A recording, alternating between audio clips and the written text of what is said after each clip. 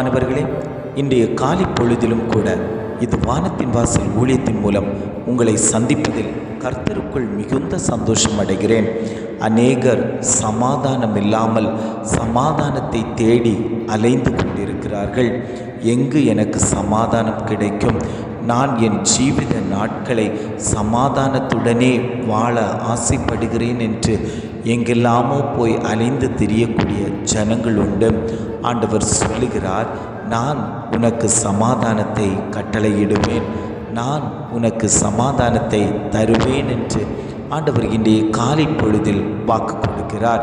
இன்றைய காலை பொழுதிலும் கூட ஆண்டவர் நமக்கு தரக்கூடிய நல்ல வார்த்தை என்னவென்றால் 2 கொரிந்தியர் 13ஆம் அதிகாரம் 11ஆம் வசனத்தின் கடைசி பகுதி இவ்வாறாக சொல்லுகிறது, அன்புக்கும் சமாதானத்துக்கும் காரணராகிய தேவன் உங்களோடே கூட இருப்பார்.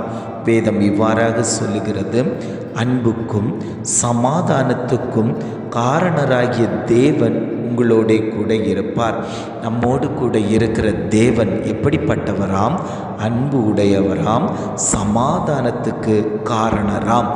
நம்முடைய தேவன் நம்மை அன்புடையவராய் வைத்திருக்கிறார், சமாதானமுடையவராய் வைத்திருக்கிறார். வேத வசனம் இவ்வாறாக சொல்லுகிறது, தேவன் அன்பாகவே இருந்தார் என்று வேத வசனம் சொல்லுகிறது. நாம் அன்பாய் இருக்கிறோமா? நம்முடைய தேவன் நம்மை சிருஷ்டித்தவர். இந்த உலகத்தில் இருக்கிற ஜீவ சுவாசமுள்ள எல்லா மனிதரையும் சிருஷ்டித்தவர் அன்பாய் இருக்கிறார். ஆனால் நாம் நம்முடைய சகோதரரிடத்தில் அன்பாய் இருக்கிறோமா? நண்பரிடத்தில் அன்பாய் இருக்கிறோமா?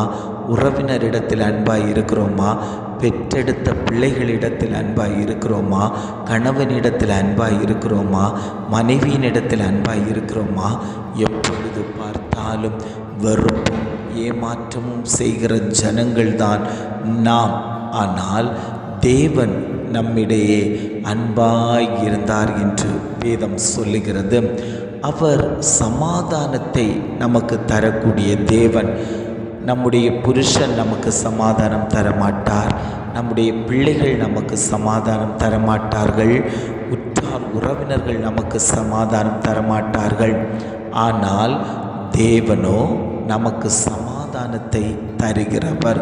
நாம் தேவ சமூகத்தில் போய் உட்கார்ந்தால் நம்முடைய இருதயம் சமாதானம் அடைந்தது போல் இருக்கும். வீட்டில் அநேகர் பிரச்சனைகளோடு தான் ஆலயத்திற்கு வருவார்கள். ஆலயத்துக்குள்ளாடி வந்திருந்து ஆண்டவனை நோக்கி ஜெபிக்க ஆரம்பிக்கும் போதே அவர்களுடைய இருதயம் கொழுந்து விட்டு எரியும். நான் பிரச்சனையோடு வந்தேன், பாடுகளோடு வந்தேன், கஷ்டத்தோடு வந்தேன், ஆனால் நான் சமாதானமாய் கடந்து போகிறேன். என்னை சமாதானப்படுத்துகிற காரணர் இயேசு மட்டுமேன்னு சொல்லக்கூடிய அநேகர் இருக்கிறார்கள். வசனம் இவ்வாறாக சொல்லுகிறது, அவர் உங்களோடு கூட இருப்பார். அன்பையும் சமாதானத்தையும் தரக்கூடிய தேவன் நம்மோடு கூட இருப்பார். அவர் நம்மோடு கூட இருக்கும்போது நாம் எதற்கும் பயப்பட தேவையில்லை, எதற்கும் கலங்குவதற்கு தேவையில்லை, எதை கண்டும் அஞ்சுவதற்கு தேவையில்லை. சத்ருதான் நம்மை கண்டு அஞ்சி ஓடுவான், அவன் நம்மிடையே அணுக முடியாது. சத்ருவாகிய பிசாசானவன் நம்மிடையே வர முடியாது. காரணம் என்ன தெரியுமா? இயேசுவானவர் நம்மோடு கூட இருப்பதினால், இயேசுவானவர் நம்மோடு கூட உறவாடுவதினால், இயேசுவானவர் நம்மோடு கூட உரையாடுவதினால் சத்ருவுக்கு நடுக்கம் கொடுக்க ஆரம்பித்துவிடும். சத்ருவானவன் பயந்து ஓடி ஒளிந்து விடுவான்.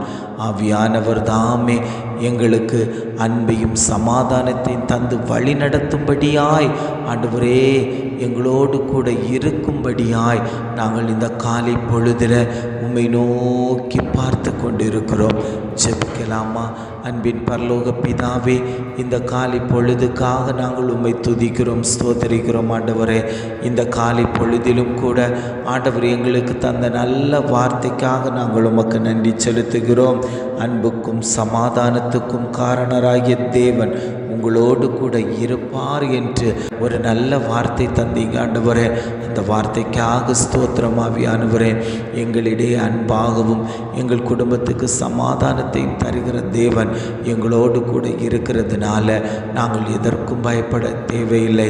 தேவன் அன்பு காட்டுவது போல எங்களுக்குள்ளாடியும் அந்த அன்பு கடந்து வரட்டும் ஆண்டவரே. ஒரு தேவ சமாதானம், என்னுடைய சமாதானத்தையே நான் உங்களுக்கு வைத்து போகிறேன் என்று சொன்ன நல்ல தகப்பன், உம்முடைய சமாதானத்தை எங்கள் குடும்பத்தின் மேலே, சபையின் மேலே, சபையின் பிள்ளைகளுடைய குடும்பங்களின் மேலே தேவன் வைக்கும்படியாய் நாங்கள் ஜெபிக்கிறோம். ஆவியானவர் வருநாட்களில் பலத்த காரியங்களை செய்துவிட்டதற்காய் ஸ்தோத்திரம். எங்களை தாழ்த்தி தருகிறோம். துதி கன மகிமை எல்லாம் உமக்கே செலுத்துகிறோம். மீட்பர் இயேசுவின் மூலம் ஜெபம் கேளும் நல்ல பிதாவே. ஆமேன், ஆமேன்.